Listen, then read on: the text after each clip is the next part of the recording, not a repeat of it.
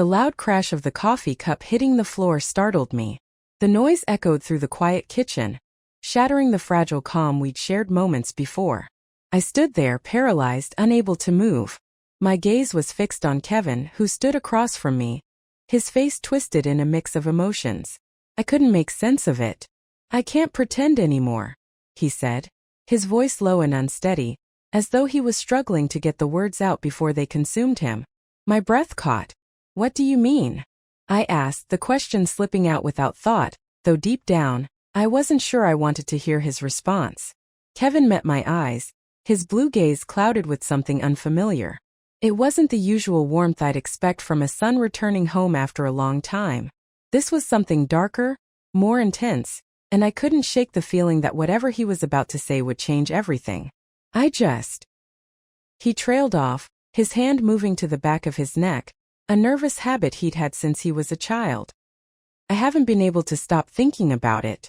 I can't keep acting like everything's normal between us." His words washed over me like a tidal wave, leaving confusion in their wake. My hands trembled, and I instinctively gripped the counter to steady myself. What was he talking about? What had shifted between us? "Kevin, what's going on?" I whispered, my voice barely audible. My heart pounded in my chest as the walls of the kitchen seemed to close in around me. He sighed deeply, as if he had been carrying the weight of this moment for too long. "I don't know how to explain it," he said, "but things haven't felt right since I came back." I swallowed hard, trying to process what he was saying. My son had been away for almost 2 years, first for school and then traveling around Europe, and now he was home. I had expected some awkwardness, maybe even a bit of distance, but I thought that was normal. People change with time, but this felt different. His words hung in the air, heavy and unresolved. "Are you saying you don't want to be here?" I asked, hoping this was just about him struggling to adjust to being back under my roof. It was understandable, even expected, but something told me it wasn't that simple. "No." He shook his head, his eyes searching mine as though looking for something. "It's not that. It's that I can't be here and pretend things are the same when they're not." I blinked, still trying to understand. "What do you mean? What's changed?" He took a step closer, and though I instinctively wanted to back away, my feet stayed rooted to the floor. His presence felt overwhelming in a way that was unfamiliar. Even though this was my son, he had changed. He was taller, broader, and there was something about him now that felt different. "Everything's changed," he said, his voice softer, but the intensity in his eyes remained. "You don't see it, but I do." Panic surged through me. I could feel a cold sweat forming on my skin, even though the room was warm. "Kevin, I don't know what you're talking about," I stammered, struggling to make sense of it all. For a moment there was silence. His expression softened, but the tension between us only grew thicker. He opened his mouth as if to speak, but no words came. Instead, he just stood there, his gaze fixed on me, as if waiting for me to understand something I couldn't grasp. The ticking of the clock on the wall seemed louder, each second stretching on for what felt like hours. I wanted to say something to break the silence, but the words wouldn't come. My mind was swirling with confusion, fear, and a feeling I couldn't quite place. Finally, I forced myself to move. I bent down to pick up the broken shards of the cup that had fallen. My hands were shaky as I gathered the pieces, focusing on anything but the suffocating quiet between us. When I stood again, Kevin hadn't moved. He was closer now, and his eyes followed my every movement. It was unsettling. I couldn't figure out why I felt like this. He was my son, but everything about this moment felt wrong. I wasn't even sure what I was about to say. "Maybe you just need some time to adjust," I said, trying to convince myself more than him. "It's been a long time since you've been home. We'll get back to normal. It's just an adjustment period." Kevin's face tightened, and I could see the frustration building in his eyes. "That's the thing," he said, his voice sharper now, cutting through the air. "I don't think we can go back to normal." I froze again. "What do you mean?" I repeated, though part of me dreaded the answer.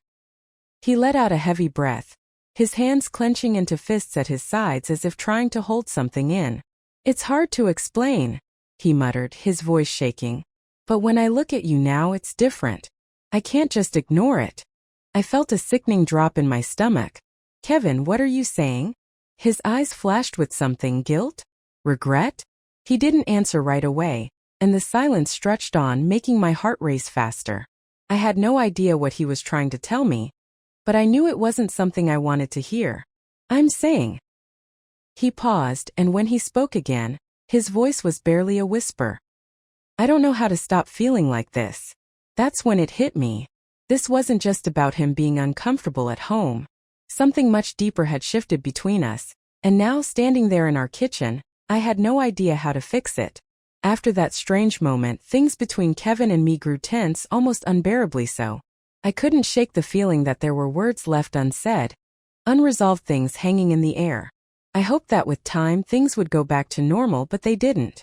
Each day felt like we were tiptoeing around an invisible line, neither of us willing to cross it, but both of us aware of its presence. A few days later, Kevin suggested we take a short trip to clear our heads. It was Kevin's idea to visit the house by the lake, a place we hadn't set foot in for years. It had once been our family's summer retreat, but after the divorce I couldn't bring myself to go back. The memories of happier times there were too much to bear, so the house had remained untouched, a forgotten relic of the past. Maybe it'll be good for us, he said. Get out of the house, change the scenery. His suggestion surprised me. I didn't expect him to want to go back there, but I agreed, hoping the fresh air and familiar surroundings might ease the growing tension that had settled between us since his return. Maybe it was just the claustrophobia of being in the same house that was making things feel so heavy. The drive was mostly silent, the steady hum of the engine filling the gaps where conversation would have been. I stole glances at Kevin now and then, but his face remained blank, unreadable. His grip on the wheel was tight, knuckles white, as if he too was holding something in. When we finally reached the house, it looked the same as I remembered, though the years had left their mark. The windows were dusty, the yard slightly overgrown, yet it felt like no time had passed. Stepping back onto the stone path we'd once raced down in the summers, the memories hit hard. They were vivid but distant, like they belonged to someone else. We didn't speak as we unpacked. Kevin took his old room upstairs, and I stayed in the master bedroom just as we had when he was little. The house felt cold, the air thick with the mustiness of disuse, but somehow still familiar. I had hoped that being here would help, but the unease between us was still palpable. That evening we went for a walk along the lake. The sun was dipping below the horizon, painting the water with a soft golden light. The breeze coming off the lake felt fresh, and for a brief moment, I thought maybe we could breathe again. We walked quietly at first, but then Kevin spoke up. You know, I've been thinking about us, he said, his eyes focused on the distance. About us, I repeated, not quite sure what he meant. Yeah, he nodded. About how things used to be before everything fell apart. The words hung in the air, and I felt a lump rise in my throat. I knew exactly what he was talking about, the divorce, the way everything had shifted after that.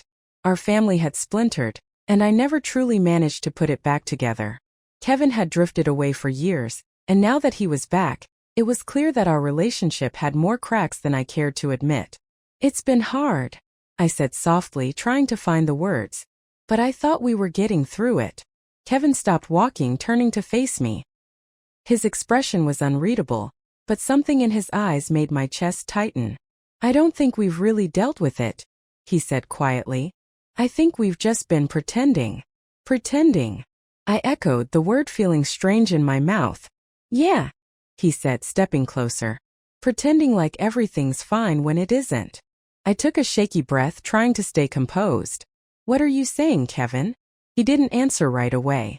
He just stood there, looking at me like he was searching for the right words. Finally he spoke. I don't know how to explain it, but something's changed between us, and I don't know how to fix it. His words hung there, thick and heavy, and I felt like the air had thickened around us. I had felt it too, but I hadn't wanted to admit it, especially not now, standing by the lake with the sun setting behind us. But I couldn't pretend anymore. I don't know what you mean, I whispered, even though deep down a part of me already did. Kevin looked away, his jaw tight. Maybe I'm just imagining it, he muttered, shaking his head. Maybe I just need time. I wanted to comfort him, to tell him it would be okay, but something held me back. Instead I nodded. Maybe we both do, I said quietly. We continued walking in silence, the weight of everything unspoken between us.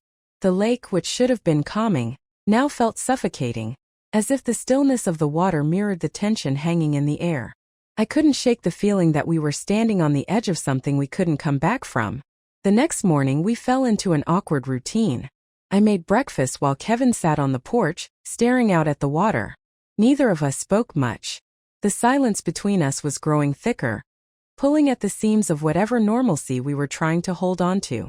After breakfast, Kevin suggested we head into town for supplies. The drive was quiet, just the sound of the radio and the passing landscape filling the space between us. When we reached town, we stopped at the old general store we used to visit when Kevin was younger. Not much had changed, the shelves still stocked with fresh produce, the faint smell of bread in the air. As we wandered the aisles, I tried to lighten the mood. "Do you remember when we used to come here and you'd beg for ice cream?" I asked, forcing a casual tone. Kevin glanced at me and offered a small smile, but it didn't reach his eyes. "Yeah, I remember," he said. "You always gave in. I was your soft spot." I laughed, though it sounded forced. Kevin didn't say anything else, and the moment passed in silence. As we left the store, Kevin's phone buzzed. He checked the screen, his expression darkening. "I need to take this," he said, stepping away from me to answer the call. I watched him from a distance, the tension in his posture obvious.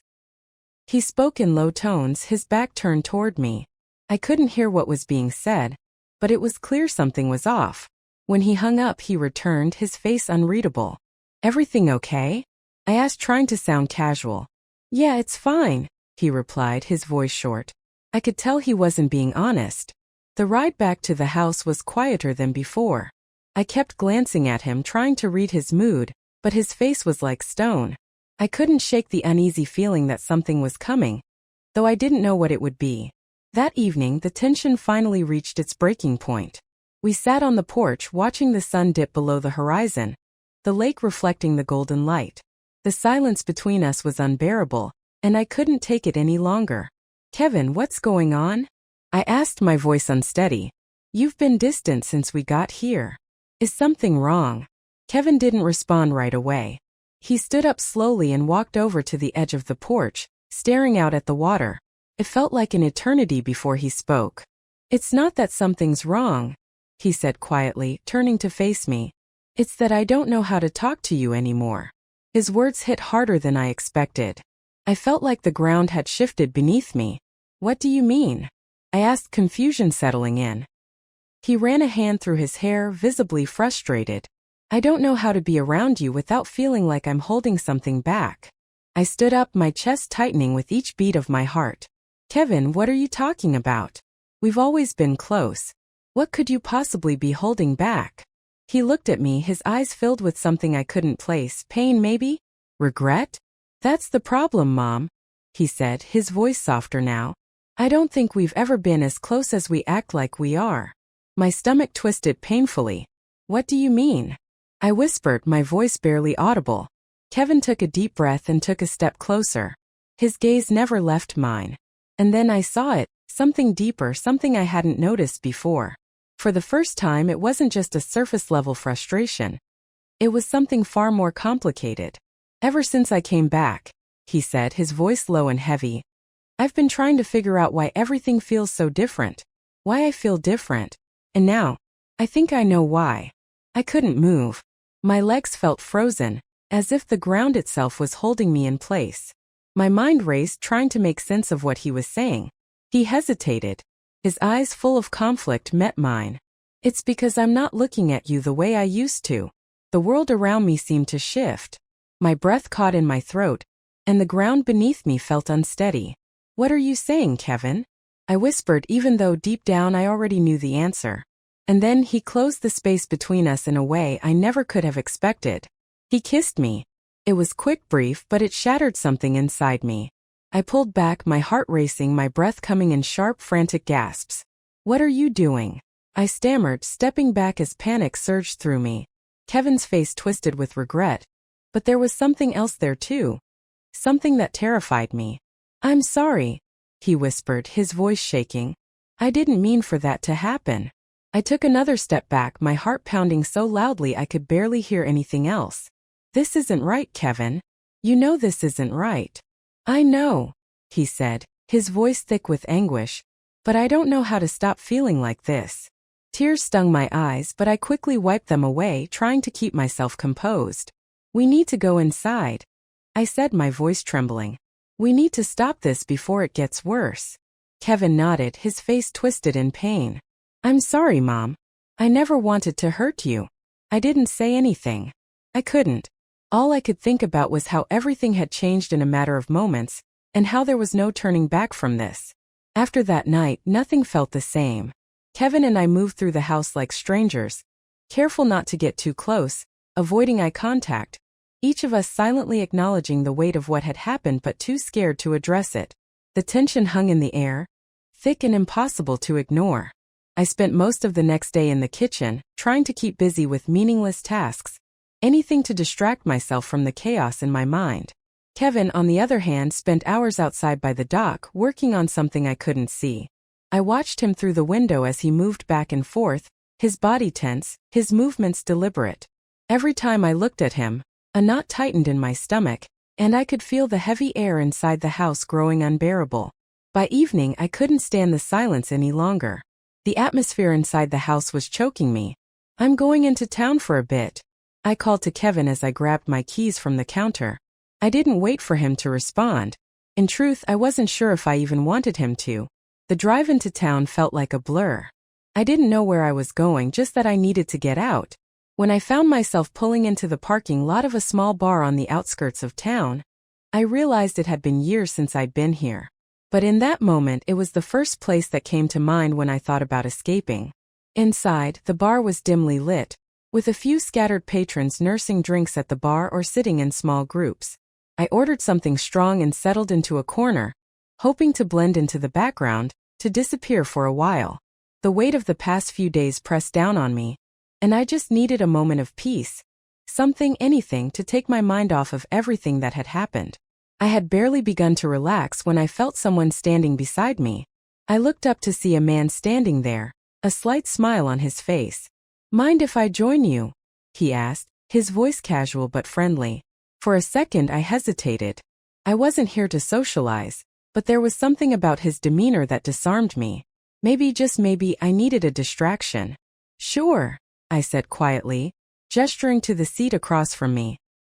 He introduced himself as David, a local who had lived here for years. We talked for a while, light conversation that didn't matter, about nothing in particular. It was easy, and for the first time in days I felt like I could breathe again. There was something freeing about talking to someone who didn't know anything about my life, about the mess waiting for me back home. As the night wore on, I found myself laughing at something David said. For a fleeting moment, I forgot about the chaos I had left behind. But that moment didn't last long. My phone buzzed in my pocket, and when I saw Kevin's name on the screen, my stomach sank. I should go, I muttered, standing up abruptly. David looked surprised but didn't question it. Thanks for the company, he said with a warm smile, though his eyes held a hint of disappointment. Maybe I'll see you around. I nodded, but I knew I wouldn't be coming back. This was a one-time escape, and now I had to face the reality waiting for me at home. The drive back was suffocating. The closer I got to the house, the heavier the weight on my chest became. I parked in the driveway and sat there for a moment, gripping the steering wheel, gathering the courage to go inside. Finally, with a deep breath, I stepped out of the car and made my way toward the house. As I opened the door, I saw Kevin sitting on the couch, the dim light of the living room casting shadows across his face. He looked up when I walked in. For a long moment, we just stared at each other. The silence was thick, the weight of everything unsaid hanging in the air between us. Where were you? Kevin's voice was quiet but tight with tension. I tried to keep my tone steady. I just needed some air, I said. I went into town for a bit. Kevin nodded slowly, but his eyes didn't leave mine. There was something in his gaze that made my heart race. Something unresolved, something dangerous. You don't have to lie to me, he said, his voice soft but piercing. I'm not lying, I replied, though even I wasn't sure that was entirely true. Maybe I wasn't lying about where I'd been, but I was definitely lying about everything else. The feelings I'd buried, the confusion I couldn't shake, what had happened between us. It was all becoming too much. Kevin stood, his movements slow and deliberate, and crossed the room toward me. "You don't have to hide from me," he said quietly. "Not anymore." I took a step back, my heart hammering in my chest. "Kevin, we can't keep doing this," I said, my voice trembling. "We need to stop pretending that everything's okay. It's not. You know it's not." For a long moment, Kevin didn't speak. Then, without warning, he closed the gap between us. His hand brushed against mine, and for a split second I thought he was going to kiss me again. But he didn't. Instead, he stopped, his eyes searching mine.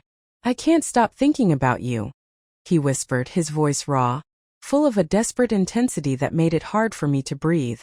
"I don't know what to do with these feelings." Tears welled up in my eyes, and I took another step back, trying to create some distance. "We can't," I whispered. "Kevin, we can't keep going down this road. It's wrong." "I know," he said, his voice cracking. "But I don't know how to stop." For what felt like an eternity, we stood there, the weight of everything crashing down around us. My heart raced as my mind spiraled out of control. And in that moment I realized something, that there was no going back. Whatever happened next, nothing would ever be the same again. The days that followed felt like a blur. Kevin and I barely spoke. It was as though we both knew that saying anything out loud would make the situation too real to ignore. I moved through the house like a ghost, doing everything I could to avoid him. Every time I glimpsed him, my stomach twisted into tight knots. I had hoped that by distancing ourselves, we could somehow regain control of the situation. But all the silence did was deepen the rift. Kevin stayed in his room most of the time, and when he wasn't there, he was by the dock, staring at the lake. The weather had turned colder, the chill in the air mirroring the coldness that had settled in the house. What had once been a beautiful retreat now felt like a prison, each day dragging on longer than the last. I couldn't stand it anymore. I needed to break the silence, to address the tension that had settled between us, no matter how uncomfortable it would be. One evening, after sitting on the porch for what felt like hours, staring at the fading light over the water, I finally gathered the courage to go inside and confront him.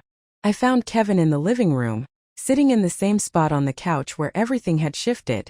He looked up when I entered, his face unreadable, a mask of calm that barely concealed the turmoil underneath. I took a deep breath, my heart thumping in my chest. "We need to talk," I said, my voice shaky but firm. Kevin nodded but didn't speak. I crossed the room and sat in the armchair across from him, trying to steady my racing heart. The air between us was thick with unspoken emotions, and it felt suffocating. "I've been thinking," I began, my throat dry, "about everything. About us." Kevin's eyes darkened, and I could see him shift uncomfortably, but he didn't interrupt. "We can't keep doing this," I continued, forcing myself to meet his gaze. "I know you've been struggling, and I've been trying to too. But whatever this is, it's not healthy. It's not right," I added. He looked away, his jaw clenched. "I know," he muttered, barely audible. "But I don't know how to make it stop." His words sent a chill down my spine. I swallowed hard, trying to keep my voice steady. "Kevin, you need to leave. We both need space. Maybe some time apart will help us clear our heads." For a long moment he didn't respond. Then slowly he nodded. "You're probably right," he said, his voice hollow. "But leaving isn't going to change how I feel." A wave of sadness washed over me, and I felt like I might crumble. "Kevin," I said, my voice breaking, "you're confused. This isn't real. It's just emotions getting tangled up. It'll pass, I promise." He shook his head, the pain in his eyes evident. "I don't think it will," he whispered. "I've tried to push it away, but it's only gotten worse." I stood up, feeling the walls close in around me. "This isn't fair," I said, my voice cracking. "It's not fair to either of us. I'm your mother, Kevin. We can't cross that line." He stood up too, his eyes locking onto mine with an intensity that took my breath away. "But what if we already have?" His words hit me like a punch to the chest. I froze. I wanted to deny it, to tell him he was wrong. But the truth was, we had crossed that line a long time ago. The line had blurred, and now, standing here in the dimly lit living room, I didn't know if we could ever go back. Tears welled up in my eyes and I quickly turned away, not wanting him to see how shattered I felt. You need to leave, I whispered, my voice barely audible. Please. There was a long pause and then I heard Kevin take a deep breath. Okay, he said, his voice soft, almost resigned. I'll go. I didn't turn around. I couldn't. I just stood there staring out the window, hearing the sound of him gathering his things. The front door creaked as he opened it, and then without another word he was gone. I stood there for what felt like hours. The silence in the house was deafening. My mind raced, replaying every word, every moment. How had it come to this? How had we let it get this far? Just when I thought the worst was over, I heard footsteps behind me. My heart skipped a beat. Kevin. No, it couldn't be. He had left. He was gone. I turned around slowly and there, standing in the doorway, was David, the man I'd met at the bar. My breath caught in my throat. What are you doing here? I asked, my voice trembling. He smiled, but it wasn't the same warm smile I remembered. This one was colder, darker, almost predatory. I told you I'd see you around, he said, stepping into the room. Panic surged through me. How did you? I followed you, he interrupted, his voice low, filled with something dangerous. I couldn't stop thinking about you. I backed away, my mind spinning. This wasn't happening. Not now. Not after everything with Kevin. I think you and I have some unfinished business, David said, his voice menacing. I swallowed hard, my heart racing. I wanted to scream. I wanted to run. But my feet felt like they were glued to the floor. How had everything spiraled so far out of control? And just like that, everything I thought I knew shattered around me. David took another step forward. His eyes locked onto mine, and I realized with horrifying clarity that this was just the beginning.